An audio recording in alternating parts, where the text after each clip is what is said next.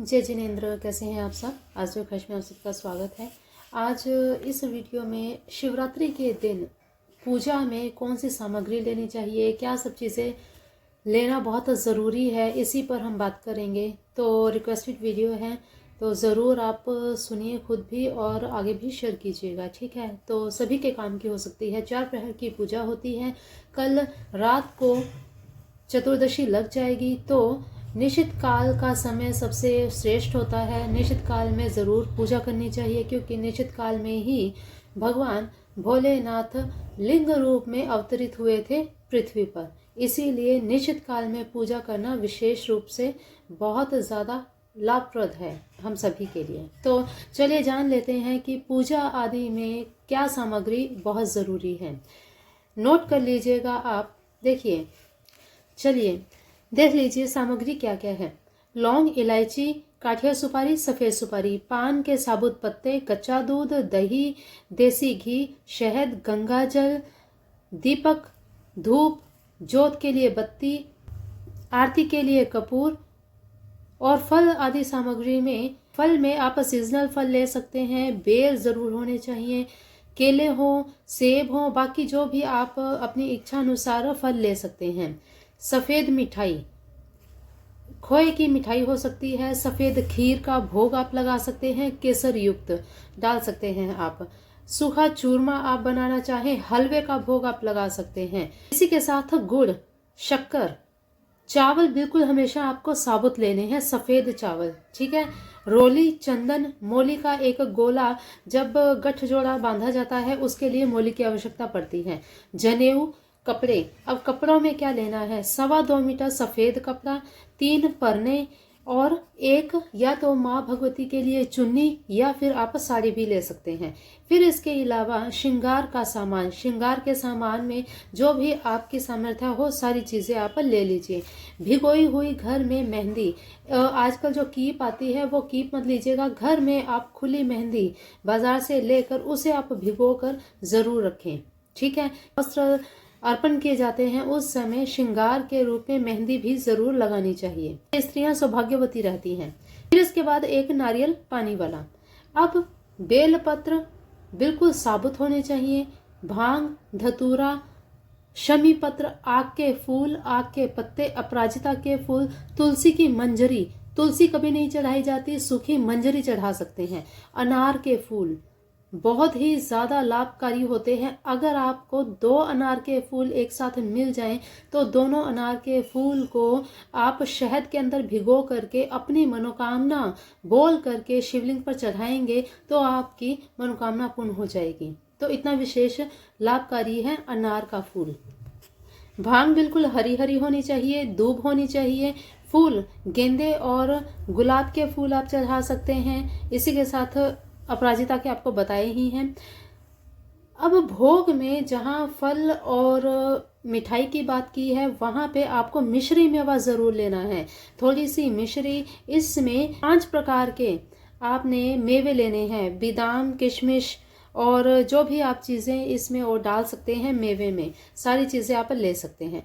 तो मेन सारी ये सामग्री है भगवान भोलेनाथ की पूजा अर्चना करने के लिए। इसके बाद अभिषेक में कच्चा दूध जो कि आपको छलनी से छान कर लेना चाहिए, ताकि जब श्रृंगी से जल निकलता है तो उसमें कहीं भी दूध की मलाई अटके नहीं और अभिषेक आपका खंडित ना हो। तो इसलिए इस चीज़ का ज़रूर ध्यान रखिए।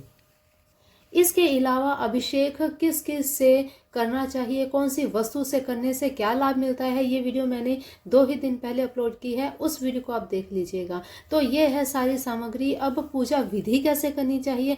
अगर पूजा के लिए जो भी सामग्री बताई गई है इसमें लौंग, इलायची और जो भी चीज़ें बताई वो आप एक एक ले सकते हैं और बाकी सभी सामग्री आप अपने हिसाब से ले सकते हैं, क्योंकि पूजा एक ही बार। अगर आपको 4 प्रहर की पूजा करनी है तो लौंग आप 4 लीजिए, तो एक टाइम में आप एक लौंग यूज करें और दूसरे टाइम में दूसरा लौंग यूज करें। इस तरह से आप पहले से सारी तैयारी करके रख सकते हैं। तो चलिए अब पूजा विधि क्या है ये भी जान लेते हैं। सबसे पहले एक स्टील की गड़वी में 1 कटोरी कच्चा दूध, 1 कटोरी दही, 1 चम्मच शहद, 1 चम्मच घी और 1 चम्मच भूरी शक्कर, साथ में थोड़ा सा गंगा जल मिलाकर इसे एक तरफ मिक्स करके रख दीजिए।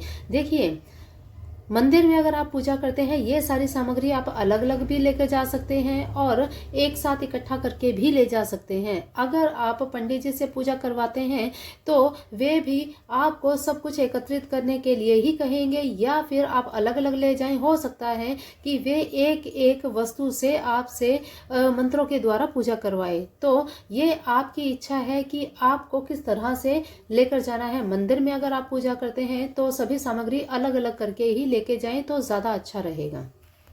फिर इसके बाद जल की अगर बात करें, कच्चे दूध की, एक तरफ एक स्टील के ही बड़े बर्तन में 1 कटोरी कच्चा दूध डालें, उसमें 1 चम्मच गंगा जल डाल दीजिए, फिर इसमें शुद्ध जल डाल दीजिए। अगर आप मंदिर में जा रहे हैं तो जल घर से ही लेकर जाएं। मंदिर का जल आप बिल्कुल भी यूज ना करें, क्योंकि घर से ले जाया गया जल ही आपका भगवान भोलेनाथ को लगेगा। ठीक है, तो ये बनकर आपकी कच्ची लस्सी तैयार हो गई। अब पास में साफ जल अलग से बर्तन में ज़रूर रखें। ठीक है, जो शुद्ध जल आपने रखा है उसमें भी आप गंगा जल डाल लीजिए। अब पान के पत्ते तैयार करने हैं। पान के पत्ते लेकर एक एक पत्ते में एक एक सुपारी, 1 लौंग, इलायची डालकर पान की शेप में बंद कर दीजिए। इसमें आप गुलकंद भी डाल सकते हैं या फिर तैयार पान भी आप मार्केट से खरीद सकते हैं, लेकिन आप अपने हाथ से बनाएं तो ज़्यादा अच्छा है। चलिए, ये तो हुई तैयारी। अब सबसे पहले गणेश जी पर दूध, दही, घी, शहद का मिक्सचर किया हुआ आप थोड़ा सा मिश्रण चढ़ाएं और अच्छे से उन्हें स्नान करवाएं। उन पर कच्ची लस्सी डालें, फिर शुद्ध जल से उन्हें अच्छे से नहलाएं।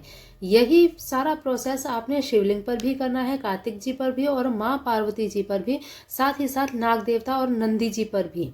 ठीक है, इसी प्रकार से आपने सबको स्नान करवाना है। शुद्ध जल से स्नान करवा कर अब गणेश जी की पूजा करें।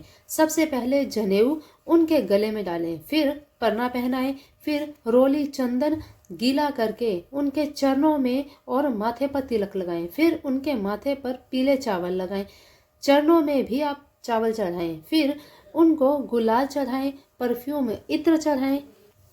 अब गणेश जी को दुर्वा चढ़ाएं, गुड़ थोड़ा सा तोड़कर डली का भोग लगाएं, फिर फूल चढ़ाएं और बेलपत्र चढ़ाएं। अब मिश्री मेवे का भी भोग लगाएं। का भोग लगा देने के बाद फल चढ़ाएं, मिठाई का भोग लगाएं। आपने खीर लेके गए हैं तो वो खीर का भी भोग लगाएं, फिर धूप दीप आदि जलाकर उनके समक्ष रखें। फिर इसी तरह से शिवलिंग पर जल चढ़ाना है। बेलपत्र के साथ भांग भी चढ़ाएं, चंदन लगाएं और जो भी सामग्री आप साथ में लेके गए हैं सारी आप भगवान शिव को ओम नमः शिवाय जाप करते हुए चढ़ाते जाएं। अगर आपके साथ में पुरुष है, महिला पुरुष दोनों ही हैं, तो शिवलिंग पर स्लीपिंग लाइन में, स्लीपिंग स्टाइल में तिलक जरूर लगाएं। तिलक जरूर लगाएं और फिर सेंटर में लंबा तिलक लगाएं। ये तिलक आपको शिवजी को वस्त्र पहना के लगाना है। ये त्रिपुंड होता है। ये भगवान भोलेनाथ के मस्तक पर जैसे लगाया जाता है ठीक वैसे ही शिवलिंग पर लगाना है। बेलपत्र के साथ आक के फूल पत्ते भी आप चढ़ाएं और साथ ही आप शमी के पत्र भी चढ़ाएं। जो सामग्री आपको मैंने पहले बताई है वो सारी सामग्री आप भगवान भोलेनाथ पर चढ़ाएं। अब यही सारा प्रोसेस माँ भगवती पर भी आप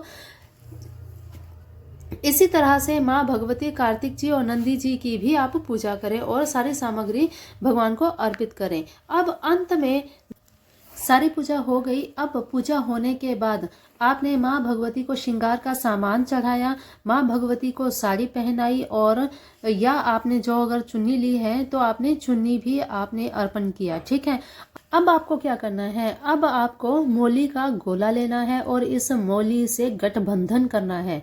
गठबंधन, भगवान भोलेनाथ को सफेद वस्त्र आपने पहनाया और साथ ही माँ भगवती को चुन्नी आपने अर्पण की। अब चुन्नी और सफेद वस्त्र के साथ गांठ मारते हुए आपने शिवलिंग पर आपने एक चीज का ध्यान देना है, नाग देवता को आपने अलग रखना है, उनको बीच में नहीं लेके आना। इस बात का आपको विशेष ध्यान रखना है। यहाँ पर हर कोई गठबंधन करते समय गलती करते हैं कि जब गठबंधन होता है तो भगवान भोलेनाथ को जब मौली को घुमा करके माँ भगवती तक लेके जाते हैं तब नाग देवता को भी बीच में ही ले लेते हैं।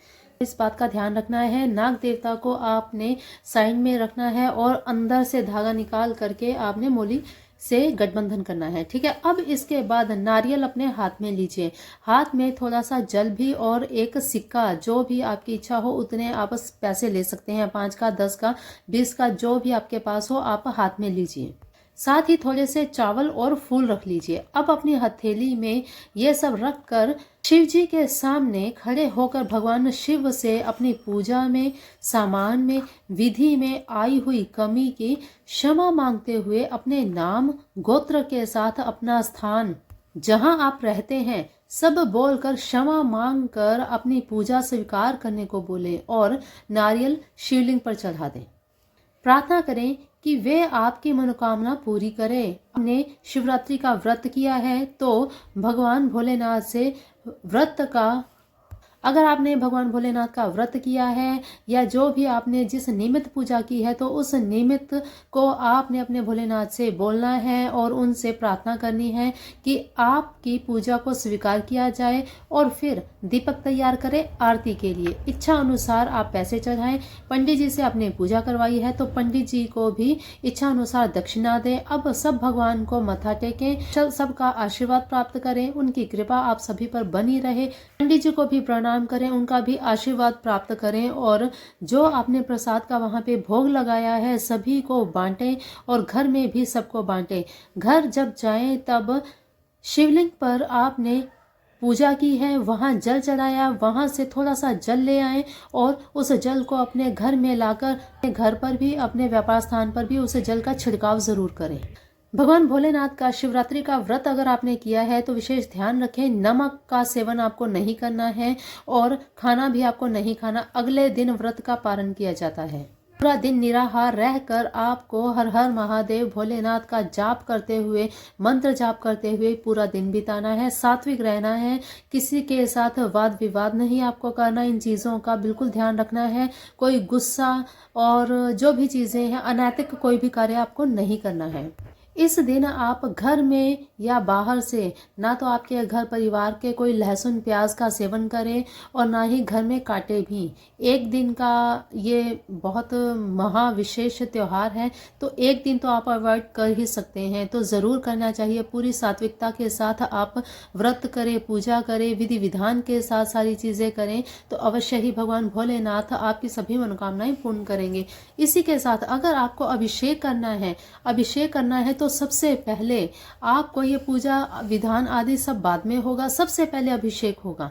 सबसे पहले आप मंदिर जाएंगे, वहां जाकर सामग्री आप सारी एक साथ रख देंगे और केवल आपको गणपति जी का ध्यान करते हुए कच्चे दूध की लस्सी आपने लेके जानी है। और जो भी आपकी मनोकामना है, अगर आप कुछ विशेष अलग से करना चाहते हैं तो उसके निमित्त आप सामग्री लेके जा सकते हैं और उसी से आप अभिषेक कर सकते हैं। तो अभिषेक के लिए पहले अभिषेक होगा, अभिषेक के बाद फिर स्नान होगा, स्नान के बाद फिर आपकी सारी ये पूजा होगी। ठीक है, तो आई होप आप सभी को ये जानकारी अच्छे से पता लग गई है और सारी पूजा हो जाने के बाद में फिर आप कथा का श्रवण भी कर सकते हैं। पहले भी कर सकते हैं, बाद में भी कर सकते हैं, इसमें कोई बड़ी दुविधा वाली बात नहीं है। जैसे आपको सुविधा लगे आप कर सकते हैं, क्योंकि अभी आप मंदिर में ही हैं तो वहां पर पूजा आदि करने के बाद में भी आप कथा कर सकते हैं। वहां मंत्र जाप कर सकते हैं बैठ के, या आप महामृत्युंजय मंत्र का भी जाप कर सकते हैं। तो हर प्रकार से भगवान भोलेनाथ सभी की सुनते ही सुनते हैं। तो आप सभी का ये दिन, ये त्योहार शुभमय रहे, मंगलमय रहे, इसी कामना के साथ महाशिवरात्रि की आप सभी को बहुत बहुत शुभकामनाएं। चलिए आज के लिए इतना ही, मिलते हैं फिर कुछ नए खास के साथ। तब तक के लिए अपना ध्यान रखिए, मस्त रहिए, स्वस्थ रहिए, अपने अपना का भी ध्यान रखिए। जय जिनेंद्र, जय मेरे भोलेनाथ, जय मेरे शिव शिवा।